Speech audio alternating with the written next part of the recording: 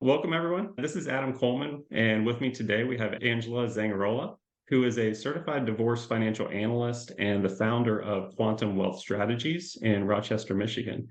Today, we're going to talk a little bit more about her CDFA designation and all things divorce financial planning. So, Angela, thanks for being here. Thank you, Adam. Thanks for having me. Absolutely. Well, before we begin, tell us a little bit about yourself and kind of what made you decide to go into financial planning in general, and then also specifically divorce financial planning. Sure. Yeah. So my story is not your traditional order of which, in the manner of which things are done in the CDFA or divorce financial planning world. But I have always been in my past career an educator first. So I was training financial advisors. So the financial services industry still training financial advisors, very complex products. And I soon noticed that I had the ability to break down material and concepts that are fairly difficult to understand. And I was breaking it down even for their clients. So I noticed early on, even then, that I had a gift for explaining in a manner which could be understood, because the reality of it is that if you're an engineer, you're going to probably want a different explanation than if you are an artist, right? And so I knew early on that I really had a gift for that. So what had happened in that time is transitionary period in my life, and I had experienced divorce at that time. And prior to that, I was a stay-at-home mom for about 6 or 7 years. So I had the financial services background, educating financial advisors, stayed home, and then went through the process of my divorce. It was at that time that I realized how utterly complicated the financial aspect was. So here I was in the middle of something that I understood the language, right? I mean, it was familiar territory for me. I was in the business of it, and it still didn't make a whole lot of sense to me. And then there was the emotional factor of that involved for me that made it just even worse. So when you have the emotional impact, you have, I call it the fog, you have a lot of noise. And what I mean by noise is and I think people that go through divorce can all attest to this, is the opinions and feedback of family members and people that are not professionals or not going to be a neutral or give an objective point of view. And so, fast forward, I would say maybe a year after the divorce was final, everything's calming down, or so what I thought was decompressing. And imagine walking to the mailbox and getting a manila envelope about that thick from the IRS and opening it up and realizing that, oh my gosh, I was on the tax return that was filed before I was getting a divorce. And that just opened up a whole can of worms of questions.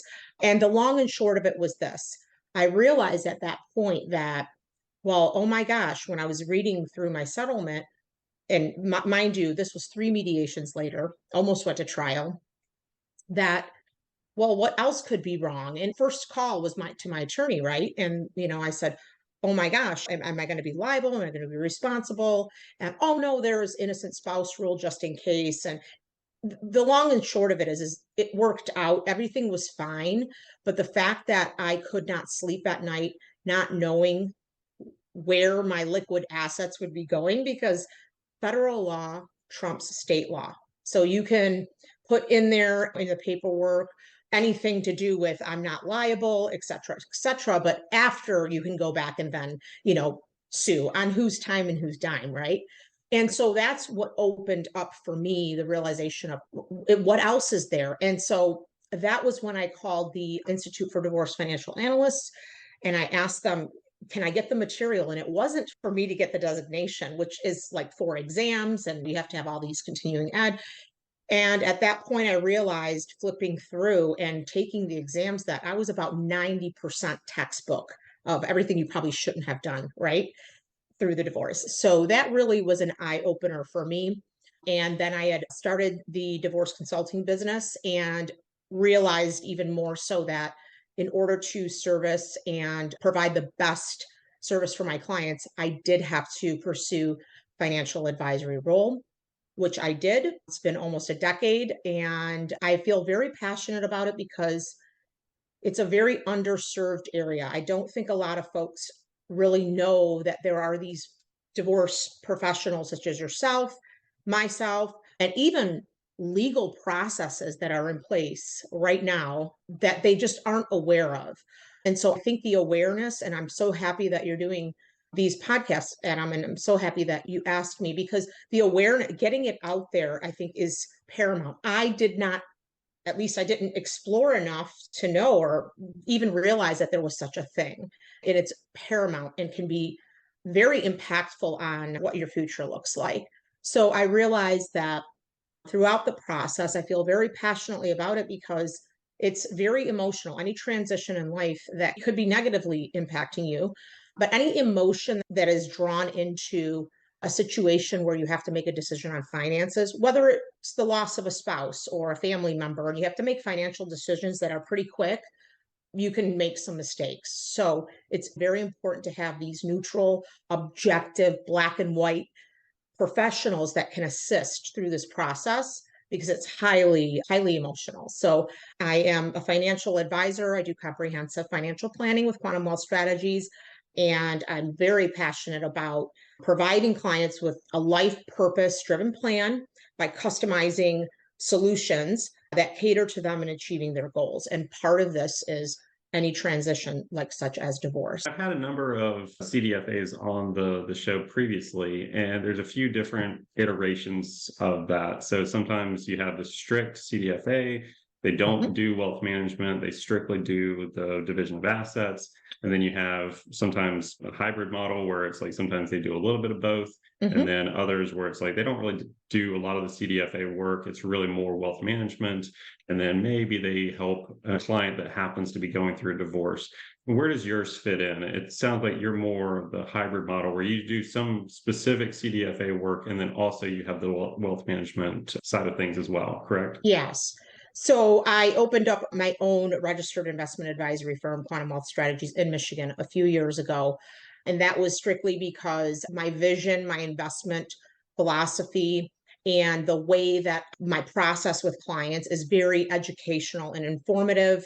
It's not all about just investment management, fund management. There's a lot of behavioral things that come up, and I'm very much in line with a comprehensive, meaning the full spectrum of all financial planning, meaning whether it's insurance, long-term care planning, disability, all of that, estate planning. These are very important parts of the financial picture. It's not just investment management. So I am a fiduciary as a registered investment advisor who happens to specialize in divorce financial planning. So to answer your question, yes, my firm is more of that hybrid model. I do quite a bit of the divorce financial planning, whether it just be representing one client and even more recently acting as a financial neutral in the collaborative process, which is a totally separate process where you're working with both of the clients. And we'll speak to the different types of divorce here in a little bit. So maybe get a little bit more of your opinion on those. But so you're able to help, even if it's not your client necessarily on the wealth management side, you're still able to step in, work with the divorce attorneys, do the division of assets, add the CDFA, even if they don't need or want wealth management advice afterwards, correct? That is correct. Yes. And it's important to note that we are held to a standard as well as certified divorce financial analysts. Ethically, think of it as two hats.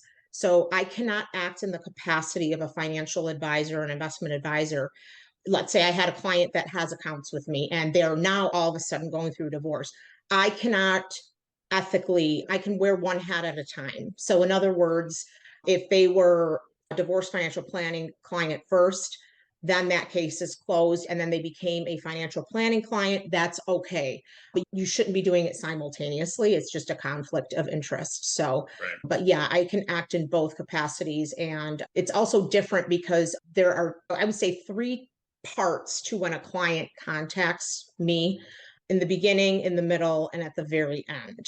So these three areas in which the client would come to a CDFA are going to play different roles in the process of divorce. So it just depends on when they come to me. Ideally, the best time to come would be in the very beginning. As you know, Adam, I mean, I'm sure you deal with it. Sometimes you're like, oh my gosh, or they give you the settlement and it's signed and it's like, ooh, not a lot we can do here. That happens far too frequently, unfortunately. Yes, So yeah, the sadly. earlier we can get involved, and you and all the other parties, the specialists involved, the Yep. better it is. And it's just the smoother we can make the process all around. Right. So, and you spoke to a lot of the differences there, but I guess first step for people, I guess one good thing that people do is obviously get a financial advisor involved, but then they think that that's kind of the end step. It's like, all right, we've done what we need to do. At least we're getting a financial advisor involved in the divorce. But maybe speak a little bit to the differences between just a traditional financial advisor and an actual certified divorce financial analyst and the work that you're doing that's different. Sure. So I would say or equate it to a financial advisor is a more comprehensive, like I'd mentioned, there are different areas of the financial planning process. The certified divorce financial analyst let's just say, narrows in to a specialty that we are specifically trained to ask questions, to do the analysis for clients for equitable in the state of Michigan, by the way, a CDFA throughout the country. You could be a community state or an equitable state. It's wise that clients know which kind of state in the guidelines that they're in. But that being said, the certified divorce financial analyst is specifically trained to look for and to ask questions regarding not only just the financial picture now, but the impact on the future. So I'm very, very specific about this is not just for your present moment, but this is also looking at 5, 10, 20 years from now. And what the financial decisions that the client makes now, how are they going to impact their future? So I would say that it's kind of like if you go to a family doctor for an ongoing knee problem, you probably should have been seeing an orthopedic, right? So again, and it just proves the point that I was in the financial services industry and how much I didn't know regarding the specifics of divorce financial planning and the impact, obviously, that it had on me afterwards. So, Yeah, absolutely. And that's the analogy that I typically use. Like you've got the generalist and then you got the specialist. And in a mhm. situation like a divorce, you really don't want to deal with just a generalist. And Mhm. luckily, in this case, you're not paying more for a specialist than you would for a generalist in almost all cases. So you might as well get the Right. specialized advice for the same cost or cheaper at the end of the day. Correct. Right. So I guess what advice would you give for somebody starting down that path? Like who should they be talking to? What are the Hmm. considerations that they should be considering? Should they go to an attorney first? Should they think about other things or other parties to go to first? Yeah, that's a great question. So I would say I'm really not an advocate of the DIY process. I would say the first step for anyone is getting well informed. Well informed for what, right? Well, first of all, your situation. What kind of situation are you in, right? Are there children involved? Are there not?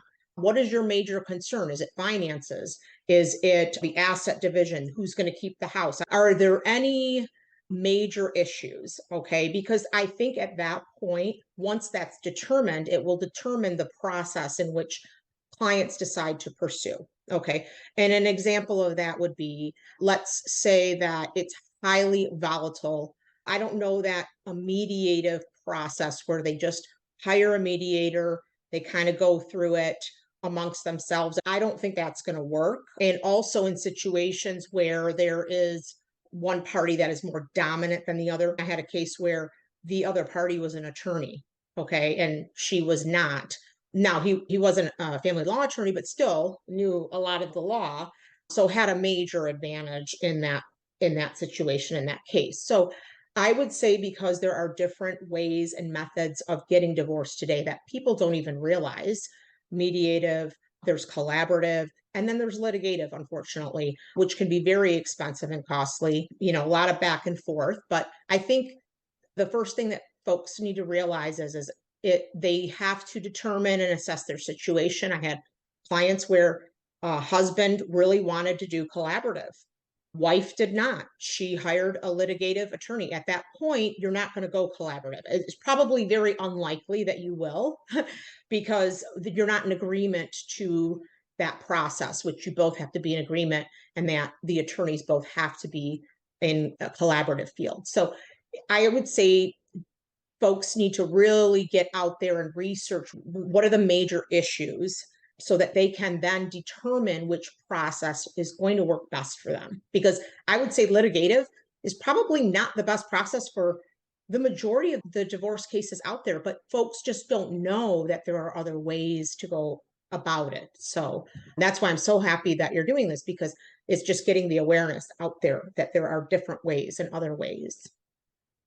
Yeah, and we've spoke at lengths about the different types of divorce, but maybe speak a little bit quickly to, obviously we know, I think everybody understands litigation. That's the go-to in their mind of what they think of. Mediation's fairly common. We've spoke about collaborative, but maybe speak to that a little bit more about kind of where your role would fit into collaborative and where that's a good fit for a lot of people as well.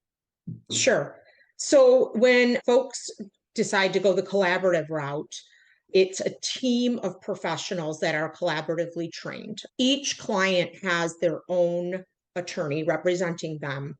So it's not like you still don't have your own legal representation, you do. However, collaborative divorce is more advantageous in certain situations for folks because it's negotiated mutually.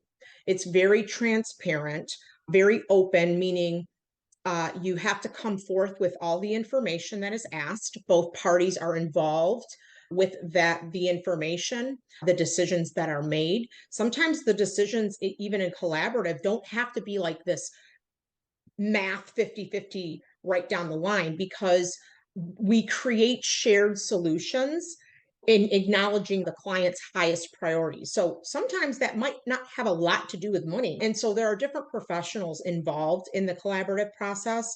There are financial folks like yourself, a CDLP, a CDFA, acting as a financial neutral. All right. So being completely objective with the black and white. There's the collaborative attorneys representing each party. There are highly important for folks that have parenting issues or don't know how they're going to navigate around parenting the children after. There are co-parenting specialists, facilitators, people that are specifically trained, therapists like that.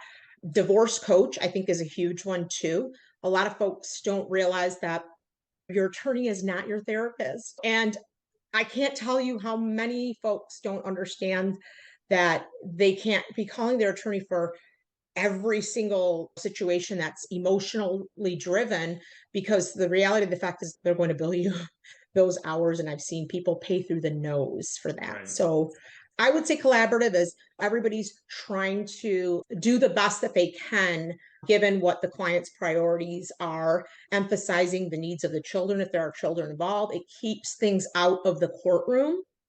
It's more private. And I would say it works in depending on your situation, definitely. And one thing I do want to make sure, and I don't know if I've done a very good job of this in previous times, is you don't have to go collaborative to have those other team members. It's a very organized structure if you go through the collaborative process, where it's almost like you're walking into a team of professionals that is laid out for you in a lot of cases, where you have your financial neutral, you've got your divorce coaches, co-parenting counselors, different things are already kind of set up in that group. But you can go mediation, you can go litigation, you can go any type of divorce and still have those other ancillary members of the divorce team that can come in and help the process along the way. You've got yourself, you can be involved regardless. It doesn't have to be collaborative, obviously. You can have divorce coaches. And again, I highly advise having that as well every single time, to have the emotional piece, that pillar filled. You've got the financial side, you've got the emotional side, and then obviously everybody knows the legal side. That's always covered. But you can have those members regardless of the type of divorce you go through. So collaborative is obviously a great one. Mediation or an amicable situation or cooperative divorce is another one where you can have other team members involved and it doesn't have to go the litigation route. So there's other options to go through. Any other team members that you've run across that have been vital to the process beyond the ones that we've discussed so far?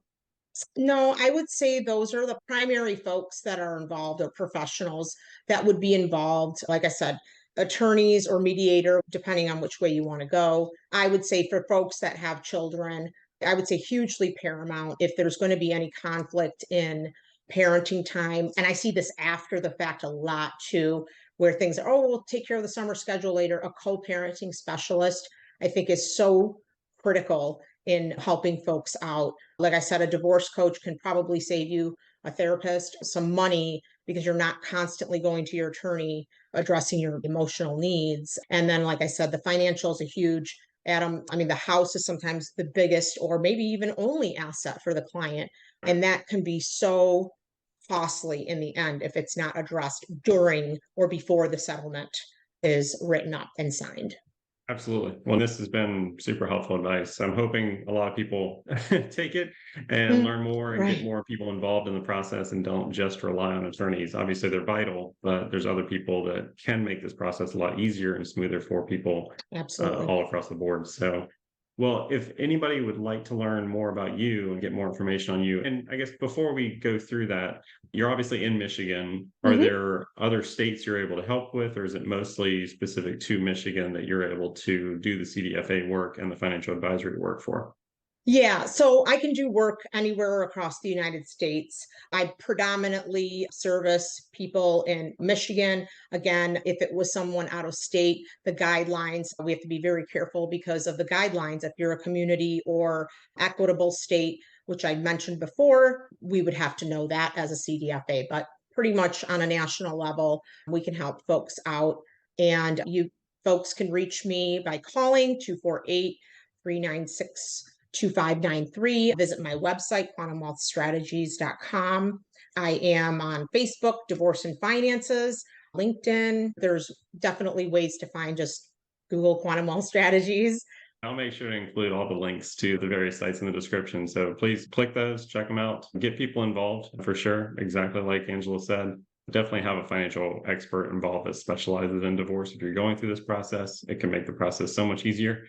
But Angela, I really appreciate you taking the time. Thank you. The pleasure was mine. Thanks, Adam. Thank you.